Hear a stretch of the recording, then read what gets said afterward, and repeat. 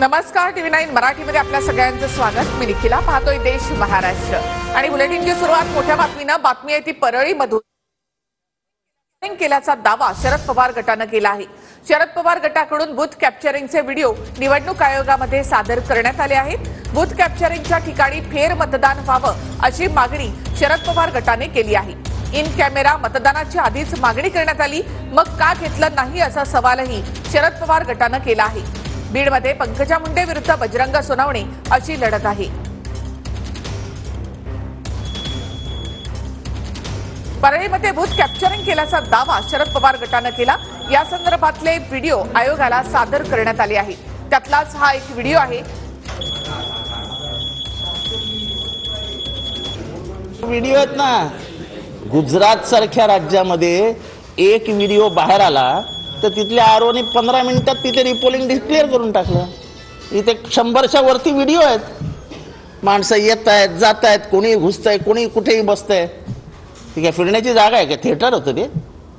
चला मशीन बघायला जाऊया। काय मशीन काय प्रदर्शनासाठी ठेवलं होतं? CCTV फुटेजची मागणी केलेली, त्या आयोगाने सांगितलं 50% रॅन्डम आणि कुठेही लावलंय। त्यामुळे असं काय आम्हाला सांगता येणार नाही की कुठे काय झालं आणि आम्ही काय देऊ शकू। परळीमध्ये परळीतल्या मतदान केंद्र मला त्याच्याबद्दल काही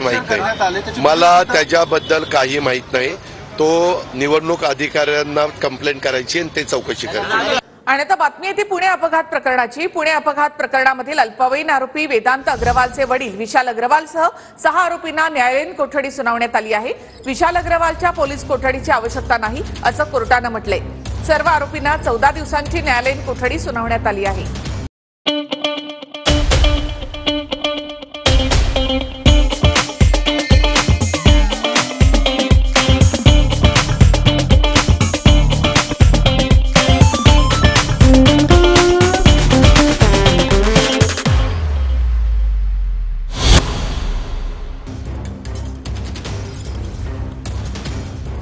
तर सरकारी वकिलांच्या युक्तिवादानुसार पुणे अपघात प्रकरणात कलम 420 लावण्यात आलं।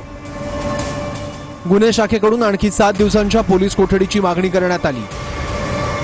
आरोपी विशाल अग्रवालच्या घराबाहेर रजिस्टर ताब्यात घेतलं। विशाल अग्रवालच्या घरातील सीसीटीव्हीचा DVR ताब्यात घेतला। आरोपीचा मोबाईल ताब्यात घेतला। सायबर तज्ञाकडून तपास करायचा आहे। वेदांतनं कोझी हॉटेलमध्ये 47,000चं बिल भरलं। अकाउंटची माहिती घेणं आवश्यक आहे। अपघातातील गाडी ब्रह्मा लेजर्स कंपनीच्या नावानं खरेदी केलेली आहे।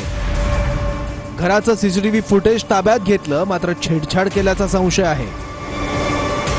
अल्पवयीन वेदांतसोबत त्याच्या मित्रांनी दारूसह अन्य काही सेवन केलं होतं का हे तपासायचं आहे। पुणे अपघात प्रकरणात विशाल अग्रवालसह 6 जणांना न्यायालयीन कोठडी। विशाल अग्रवालच्या वकिलांच्या दाव्यानुसार 1,758 रुपये फी भरली नाही म्हणून शासनाची फसवणूक केल्याचं म्हणत अग्रवालांवर कलम 420 लावलं। आरोपीने पॉकेट मनीतून पबमध्ये पैसे भरले की बँक खात्यातून याचा तपास करावा। पैसे कुठून भरले याचा तपास करायला पोलिसांना वेळ का लागतो? अपघाताची केस मात्र मीडिया ट्रायल सुरू आहे। खरं तर तपास पूर्ण झालेला आहे। DCR जप्त आहे। सगळ्या गोष्टी व्यवस्थित जमा झालेल्या असताना पोलिसांचं तरी पण त्यांना देखिए उनका काम है अफवाह से गर्मी बढ़ाना और हमारा काम है माहौल को ठंडा रखना। हमारा नेता कैसा हो जो माहौल को रखे ठंडा वैसा हो। अब की बार वी गॉट एयर कूलर का चमत्कार। PCR पाहिजे होता, त्यामुळे न्यायालयाने PCR देण्यासाठी नकार दिलेला आहे आणि 9 तारखेपर्यंत 6 तारखेपर्यंत त्यांना मॅजिस्ट्रेट कस्टडी रिमांड दिलेला आहे। त्यामुळे आता जामीन होण्याचा मार्ग एक प्रकारे मोकळा झालेला आहे असं आपण म्हणू शकतो। नाही, कारण की 5 वाजून गेलेले असल्यामुळे त्यांनी जामिनासाठी अर्ज केलेला नाही आहे, पण उद्या ते लवकर सकाळी अर्ज करतील असं। पुण्यामधल्या अपघातानंतर आमदार सुनील टिंगरे हे पोलीस ठाण्यामध्ये आले होते अशी माहिती पोलीस आयुक्त अमितेश कुमार यांनी दिली। सुनील टिंगरे यांच्यावर पोलिसांवर दबाव टाकल्याचा आरोप आहे। सुनील टिंगरे हे अजित पवार गटाचे आमदार आहेत। ही वारंवार ही प्रश्न उपस्थित होत आहे की माननीय आमदार महोदय जे पब्लिक रिप्रेझेंटेटिव्ह आहे ते पोलीस स्टेशनला आले होते का? ते पोलीस स्टेशनला आले होते ही it is a matter of record, it is a matter of fact, यामध्ये कोणताही दोन मत नाही आहे. आता मी वारंवार सांगते की पोलिसांनी जी प्रकरण आले असतील नसतील, पोलिसांकडून जी कारवाई झाली ती कारवाई नियमानुसार आणि कायदेशीर रीत्याने होती. पुण्यामध्ये काँग्रेस आमदार रवींद्र धंगेकरांनी पुणे पोलीस आयुक्तालयाच्या बाहेर ठिय्या मांडला होता. निवृत्त न्यायाधीशांमार्फत अपघाताची चौकशी करा अशी मागणी धंगेकरांनी केली. तर पुण्यातील पब संस्कृतीच्या विरोधात शरद पवार गटही आक्रमक झालेला दिसून आला. तर पुणे शहरातील बार मालक गाडी कर्मचाऱ्यांनी देखील आंदोलन केलं. राज्य उत्पादन शुल्क विभागाच्या कारवाई विरोधात हे आंदोलन करण्यात आले. तरी 3 दृश्य आपण या ठिकाणी पाहतोय. आज सकाळी रवींद्र धंगेकर यांनी पोलीस आयुक्तालयाच्या बाहेर ठिय्या दिला. तर दुसरी दृश्य आहेत ती पब संस्कृतीच्या विरोधात शरद पवार गट देखील आक्रमक झाला आणि त्यांनी देखील जोरदार आंदोलन केलं. तर पब आणि बारवर, अनधिकृत पब आणि बारवर पुण्यामध्ये कारवाई सुरू आहे. तर त्या राज्य उत्पादन शुल्क विभागाच्या कारवाई विरोधात पब आणि बारवाल्यांनी मात्र आंदोलन केलं आहे. भाइयों बहनों, उनके राज में पावर रहे अनस्टेबल और हम रखे सब स्मूथ और स्टेबल. हमारा नेता कैसा हो जो स्टेबल पावर दे वैसा हो. अब की बार वी गॉट एसी स्टेबलाइजर का चमत्कार.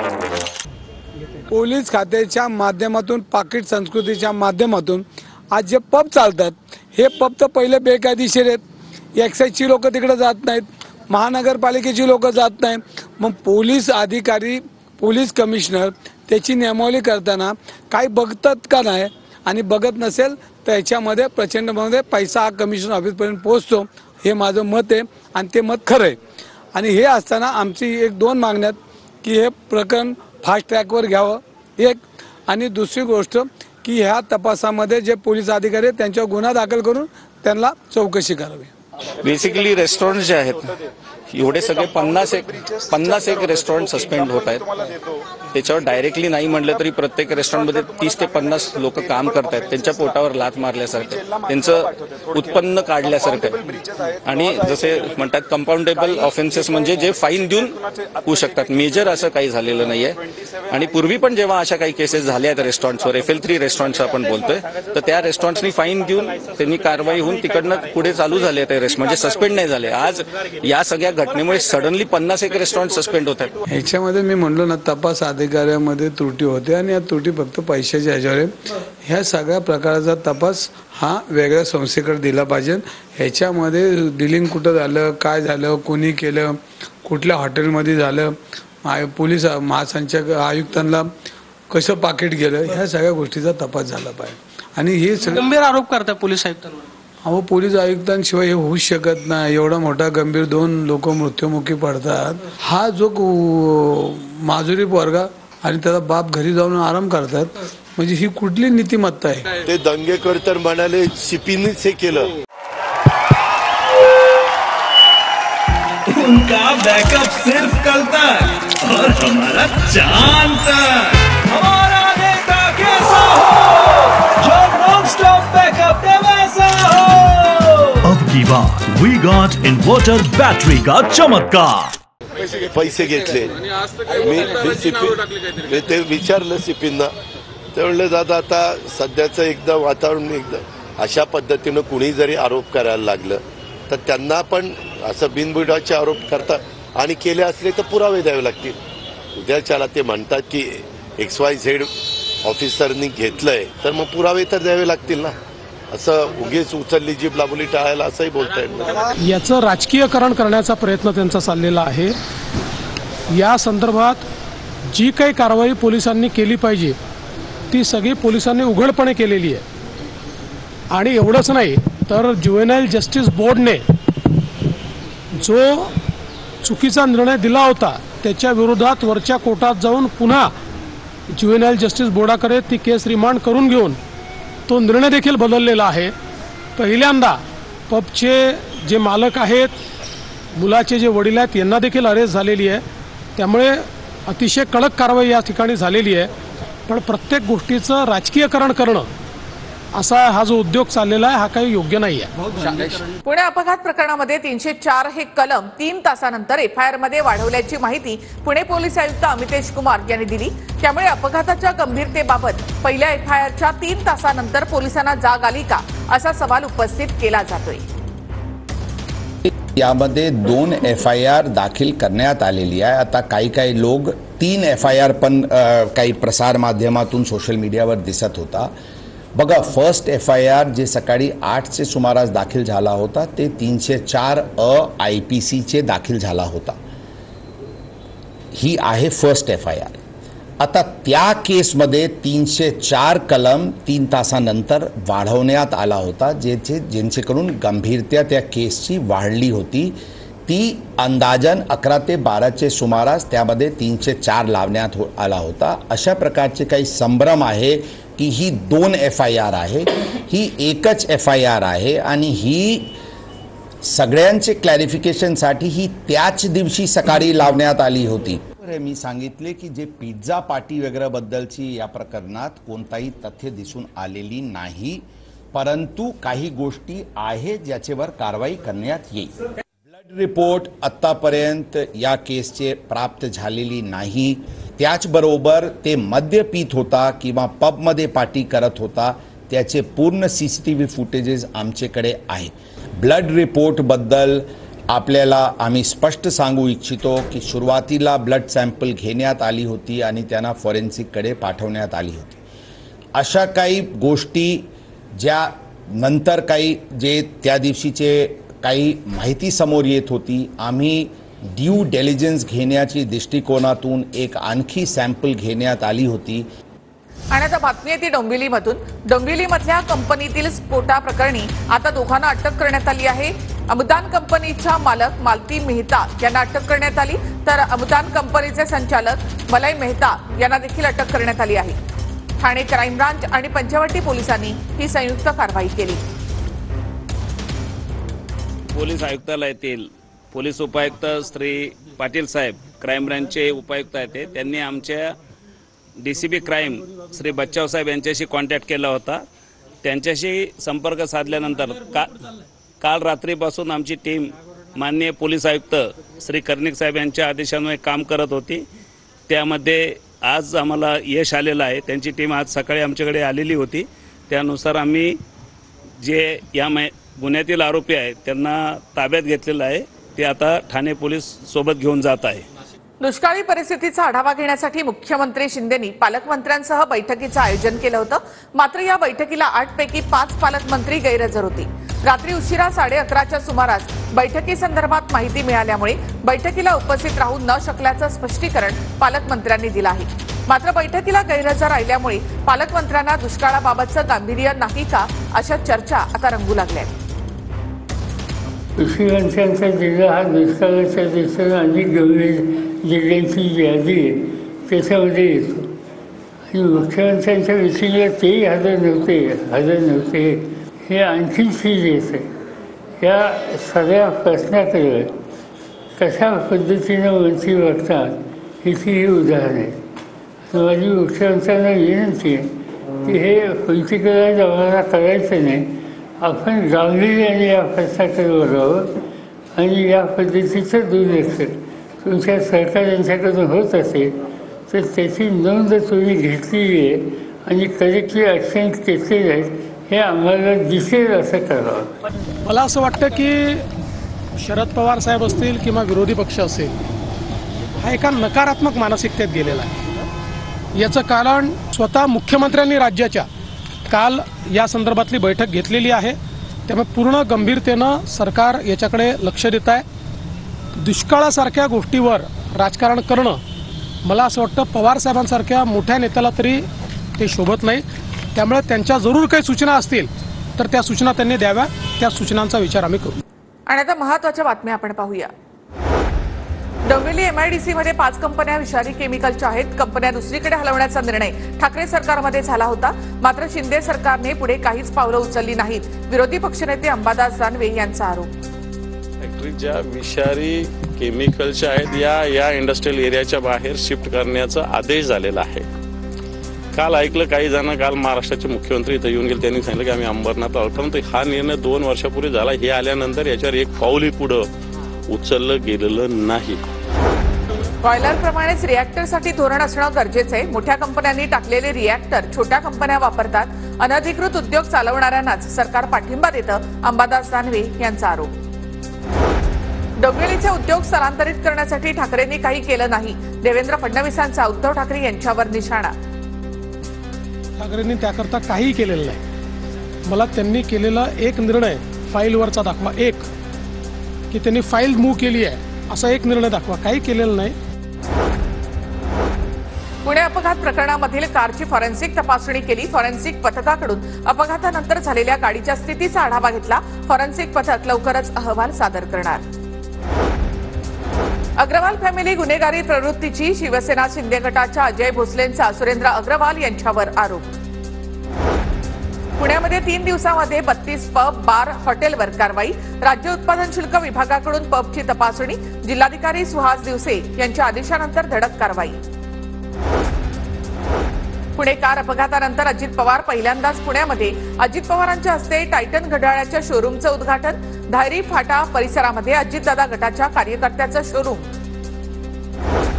जळगाव अपघात प्रकरणी आरोपींना 24 मे पर्यंत पोलीस कोठडी. आरोपी अर्णव कौल आणि अखिलेश पवारला पोलीस कोठडी. जळगावच्या रामदेववाडी परिसरामध्ये भरधाव कारच्या धडकेमध्ये महिलेसह 3 मुलांच्या मृत्यूची घटना. राज्यामध्ये पदवीधर आणि शिक्षक मतदारसंघाच्या निवडणुकीसाठी 26 जूनला मतदान, तर 1 जुलैला मतमोजणी होणार. माझ्या नादाला लागला तर सोडणार नाही. भुजबळांचं जाऊ द्या, ते आता कुठलेच राहिले नाहीत. इतरांनी सावध व्हावं, अन्यथा तुमची अवस्था सुद्धा तशीच करेन. जरांगेंचं नाव न घेता मुंडे बंधू भगिनींना इशारा. लोकांनी मराठ्यांना त्रास दिला,